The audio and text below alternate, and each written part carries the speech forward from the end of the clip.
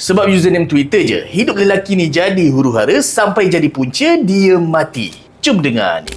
Mark Herring, seorang lelaki berusia 60 tahun yang merupakan pemilik akaun dan juga username di Twitter dengan nama Tennessee. Ya, nama sebuah negeri dekat US. Ramai gila nakkan username tu. Siap offer Mark ni sampai $3,000 hingga $4,000. Tapi Mark tak pernah terima. Dia tolak semua tu. Sebab Mark ni memang bangga dengan Tennessee, tempat dia dibesarkan. Okey, cerita dia. Ada seorang remaja ni lah, nama dia Shane Sonderman, yang nakkan juga username tu. Tujuan dia nak jual balik username tu dekat platform lain. Dan biasanya kalau owner tak nak lepaskan username tu, Shane dan kawan dia, seorang budak bawah umur lah dekat UK, akan mula kacau mangsa tu. Diorang akan cari nombor telefon, alamat rumah. Lepas tu diorang akan startlah kacau, hantar macam-macam. Yelah, diorang hantar makanan COD, call bertalu-talu, SMS tak berhenti. Memang macam tak nak buat hidup owner username ni tenang. Dan inilah yang jadi dekat Mark. Dia tiba-tiba dapat panggilan pelik, SMS tak berhenti. Lepas tu dapat order pizza COD yang kena bayar cash kan. Sedangkan dia tak order pun.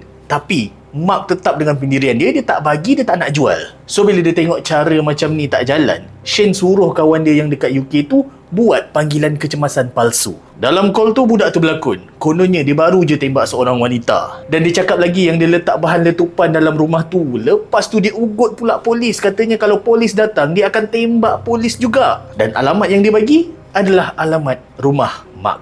Jadi polis pun serbu rumah Mark. Lepas kepung, polis minta Mark ni keluar daripada rumah tu dengan angkat tangan perlahan-lahan. Mark ikut arahan. Dia buka pintu, dia melangkah keluar sambil tangan dia letak tinggi dekat atas. Yalah, surrender kan. Dan masa dia jalan perlahan-lahan ke arah polis, Mark tiba-tiba rebah.